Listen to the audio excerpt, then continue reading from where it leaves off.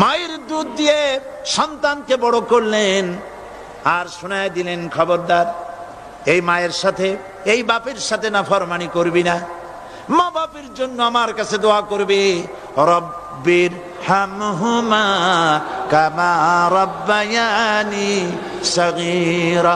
সবাই পড়েন আমার সাথে, রব্বির হামহুমা কামা রাব্বায়ানি সগীরা।